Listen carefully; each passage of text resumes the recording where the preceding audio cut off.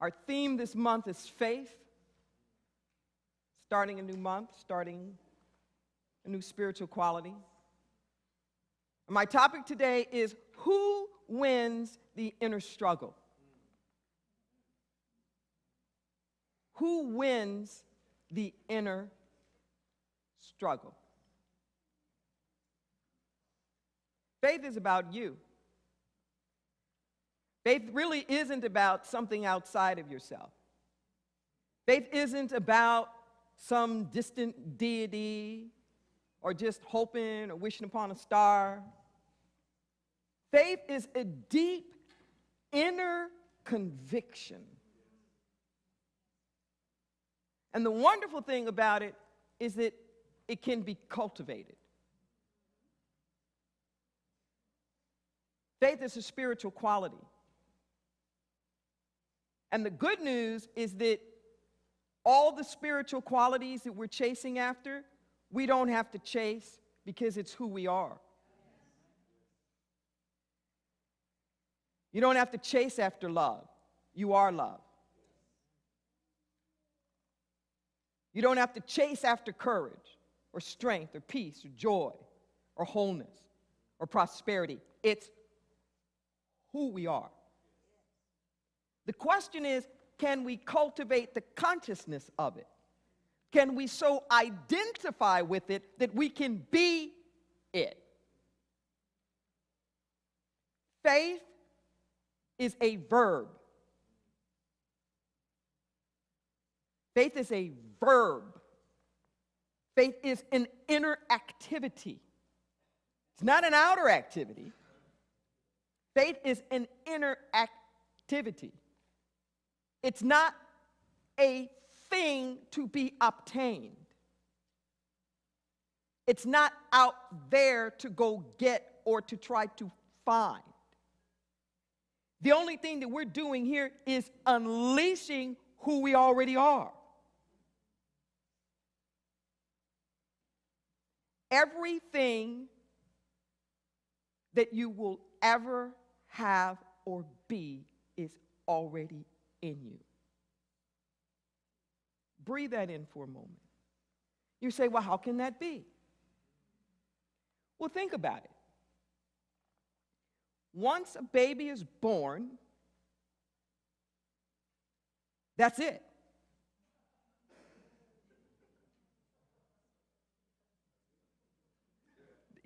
No more chromosomes are going to jump in there.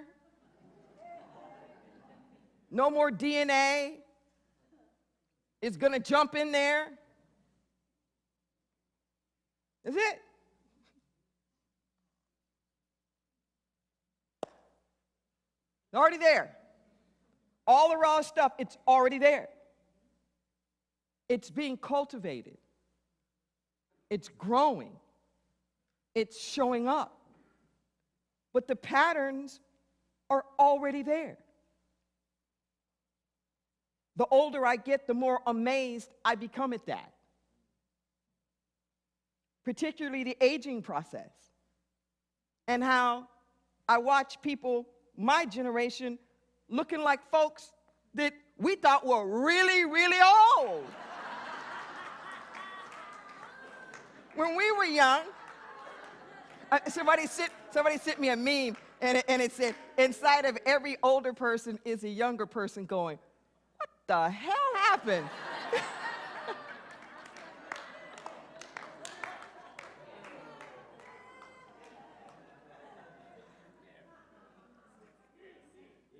But I really want you to catch this.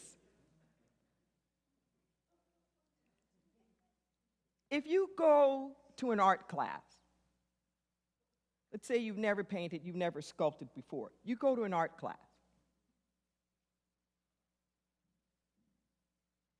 That art teacher can't give you their talent.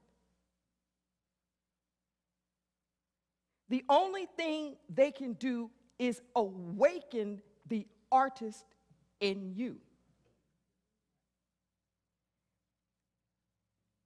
The more you claim you're not an artist because you haven't already been doing art in an outer expressive kind of way, the longer you keep saying, I'm not an artist, the further away you're going to be from being able to express it.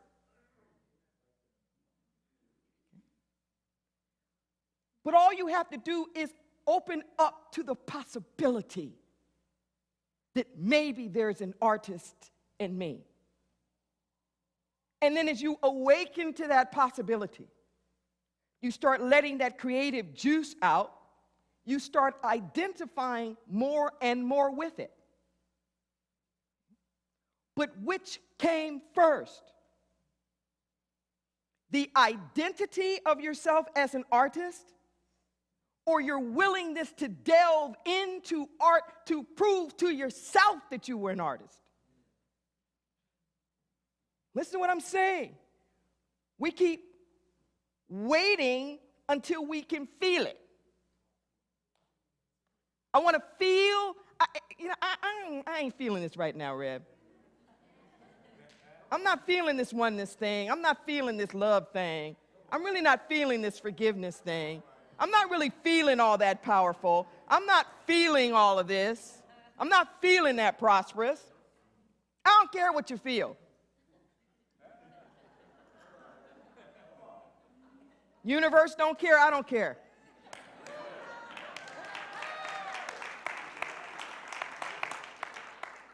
It's not that I lack compassion, but it's not going to influence what I know. That's what I mean when I say I don't care. It doesn't diminish your capacity at all.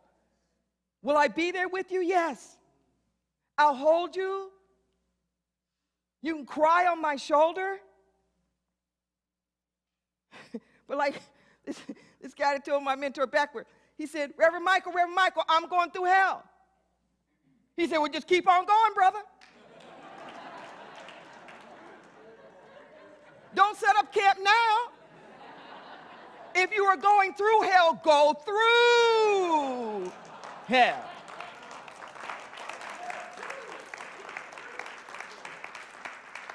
Don't stay in it.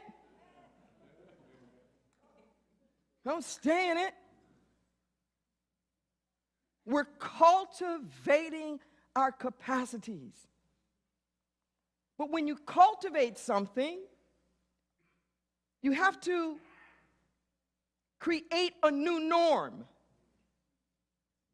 What's natural is not necessarily your norm. See? What's normal is just what everybody else is doing, but that doesn't mean it's natural.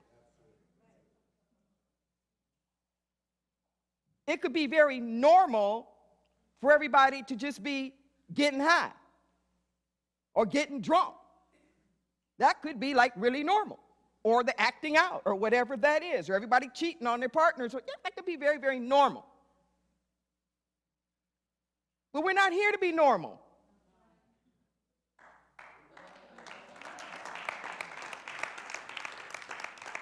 And I learned as a gay kid a long time ago, that is highly overrated. We're not here to be the norm. We're here to be authentic. Spiritually authentic. We're here to be true. We're here to awaken out of the hypnotic trance. See? So if you want to cultivate your spiritual capacities, you have to be willing to step out from among them. I'm not talking about develop a sense of separation. What I am saying is that you have to exercise your choice on which frequency you want to vibrate. You get to exercise your choice. Faith is an inner game. When I say who wins the inner struggle, that's because within each and every one of us, there's always this tension that's going on. This tension. Plato referred to it like a charioteer with a two-headed horse. Or Paul in Scripture says, the things that I wouldn't do, that's what I do. And the things that I should do, that's what I don't. There's a human existential dilemma that is about that. There's a famous Native American story about a grandfather who's having a discussion with his grandson. And he's trying to tell him about the things of life. And he describes it as these wolves, these two wolves that are inside of us. And this way that they're coming up against each other. And the little boy's like, well, who wins? Whichever one you feed.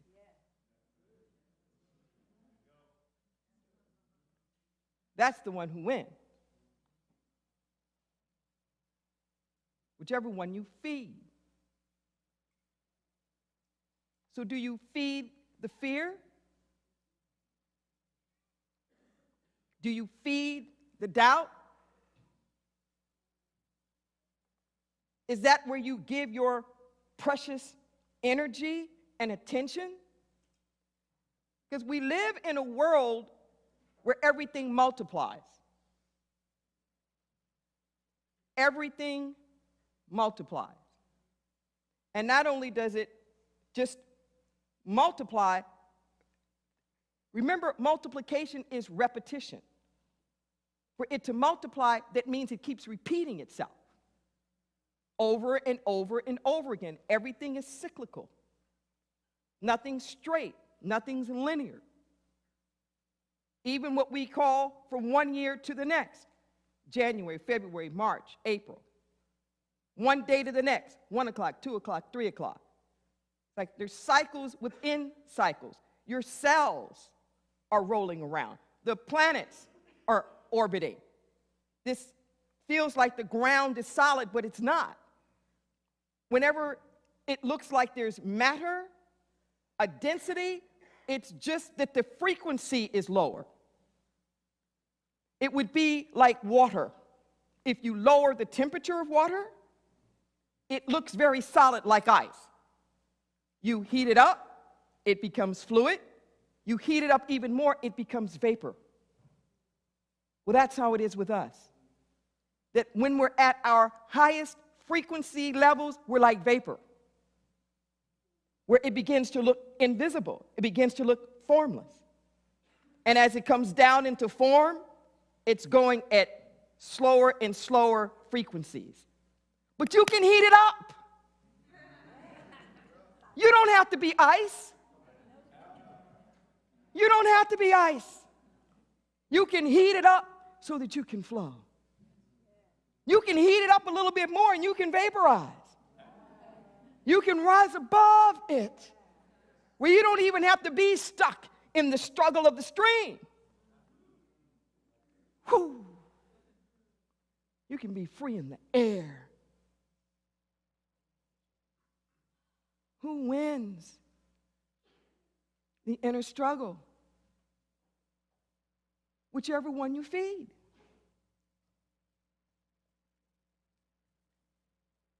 You don't get what you pray for. You get what you give your attention to. If you want your prayers answered, give your prayers your attention. We pray 2 minutes, then spend the next 22 hours worrying.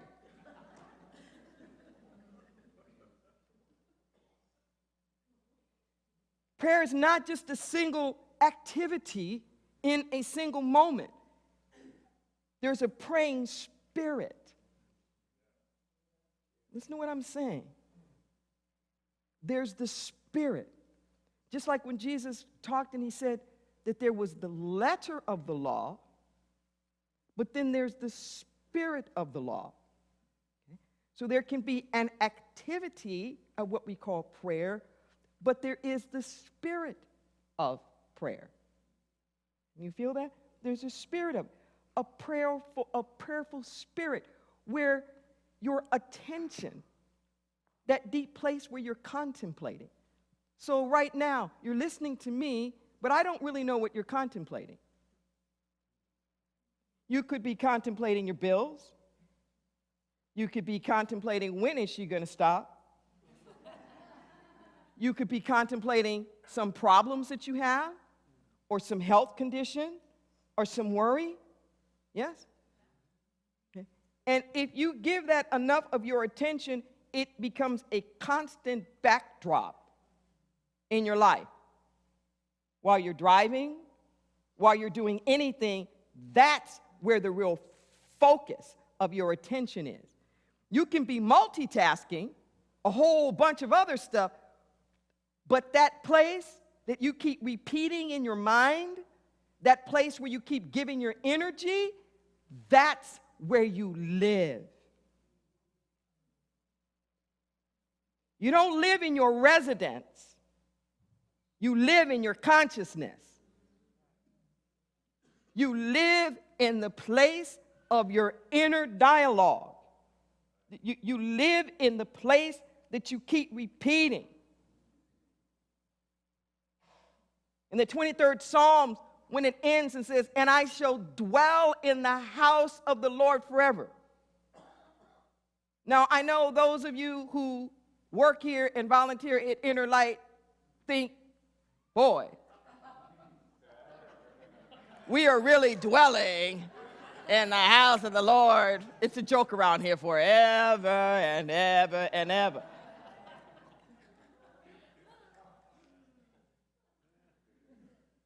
But this house of the Lord, the self-existent one.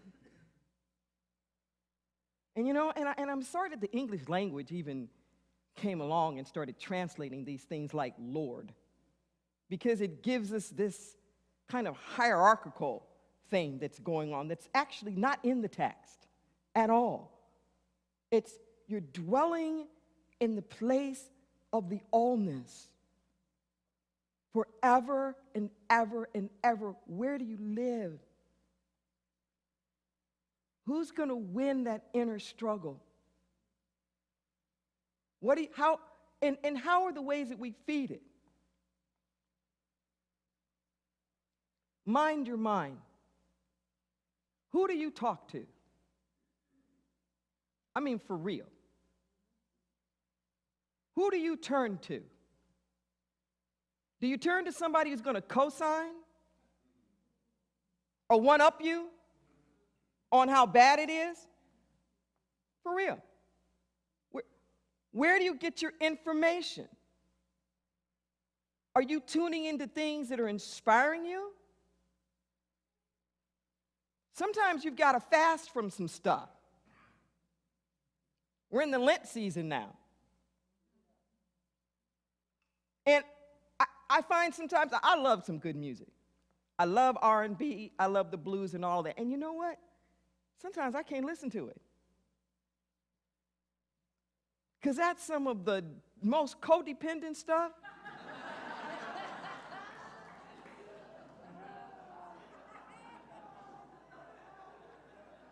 So the deal that I cut with myself is this. I change the lyrics and I make them love songs to God. So I'm just like a fool, I wouldn't stay too long, you know, but my heart's still strong. Signed, sealed, delivered, I'm yours. But I'm singing it to God.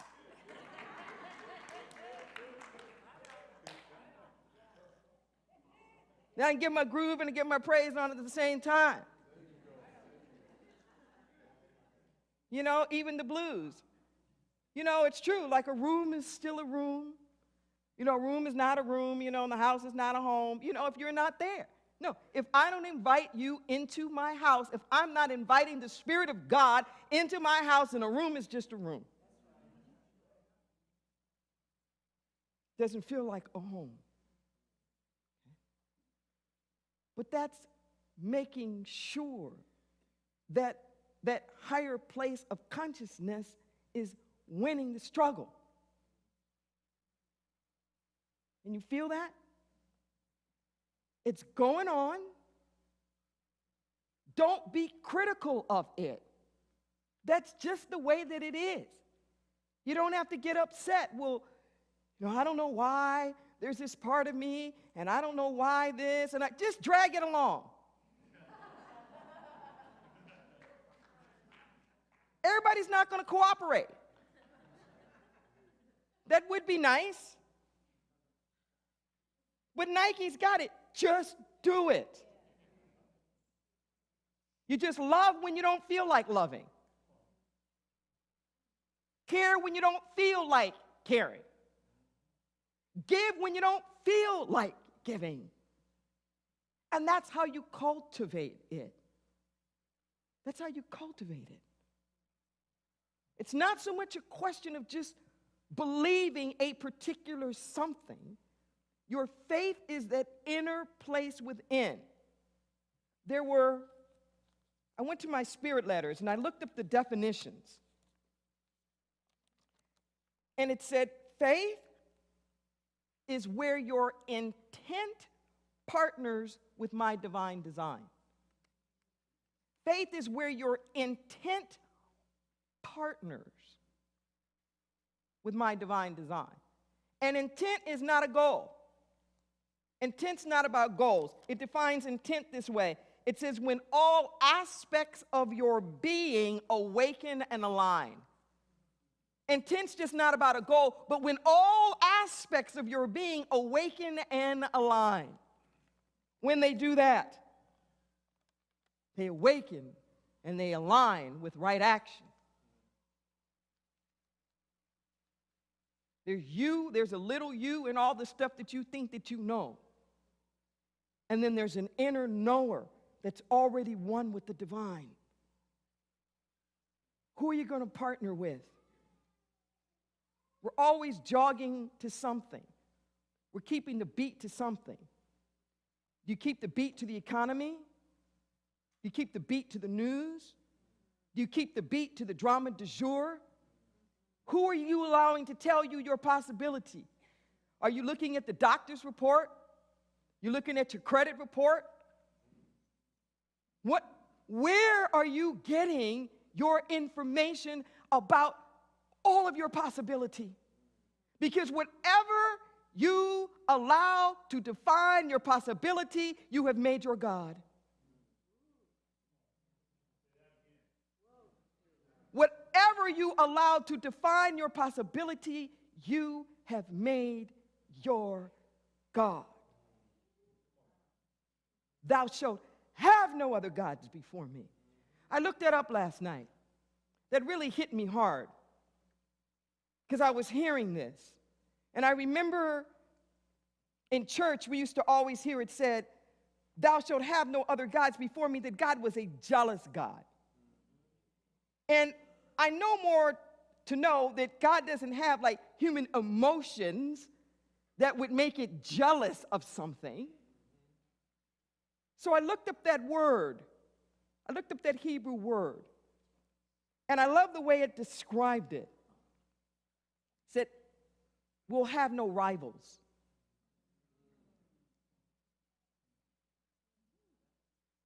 Yes. Yes. Will have no rivals.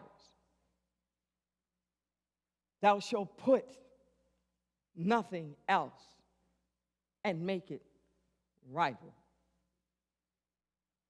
Now, here's the thing. When you make people, places, and things your God, it weakens you. It takes away your freedom. And you become beholden to it. It becomes our drug of choice. Your drug of choice doesn't even have to get you high anymore. But you keep turning to it, thinking you can't make it without it.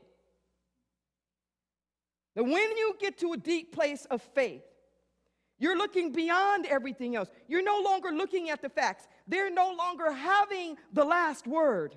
And there's something within you that says, keep holding on, keep seeing, keep believing beyond it. It's this paradox where the peace is in the eye of the storm. You can't get stuck on the appearances because the thing that you're wanting for is in the midst of it. The health is in the body that has the illness. And if all you see is the illness, you can't call forth the health. See, the harmony and the reconciliation is in that discordant relationship. It's not going to come from out there. You have to have the courage to call the peace in the midst of the fight and the argument. Stop fighting. Stop just seeing them or whatever it is as a problem. Be transcendent. The clarity is in the midst of the confusion. The only peace you'll really know is the peace in the midnight hour when it ain't working. The peace isn't just when it all works out. The peace is that sense of well-being that you feel even in the midst. It's an inner job. Who are you going to let win the inner struggle? Let it be the real you. Let it be the real you. Because if you trust that, you will never fail. If you trust it, you will never fail. I don't know why I'm being led to say this, but I'm going to end with this.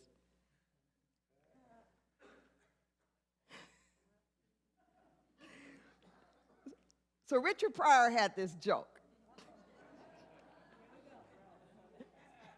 And in this joke, his wife walks in on him with another woman. And he says, "Who you gonna believe, woman?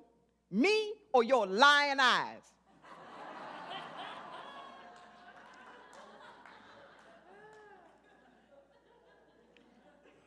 This was several years back. I was checking my checking account balance, and I had just deposited my paycheck. And the screen said 0, like 0.00. I was like, what? It was like 0.00. And I couldn't find out any information. But my inner self just kept saying, it's all right. Everything's fine. But I'm keep having this flash, because I have a very photographic kind of memory of this 0.00. You know, and I'm in the shower, and honestly, I heard that inner voice say, "Who you gonna believe, woman? Me or your lying eyes?"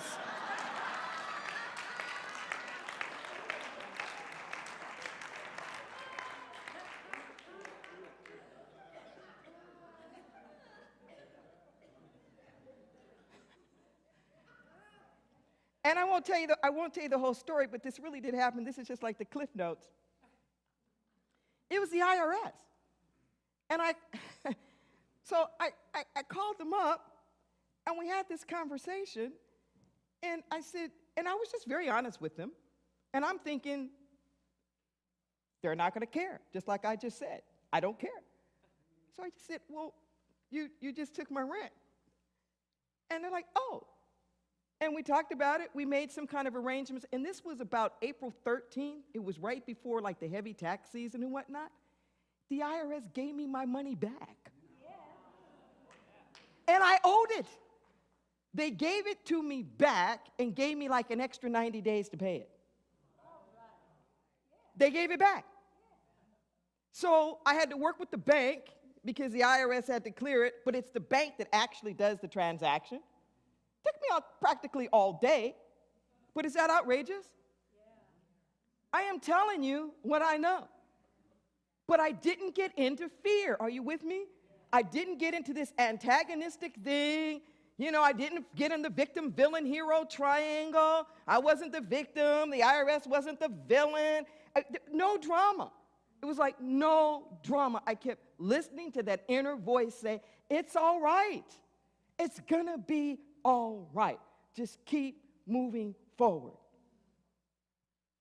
And I'm hearing that scripture in my head, and I will give you back the years that even the locusts have eaten.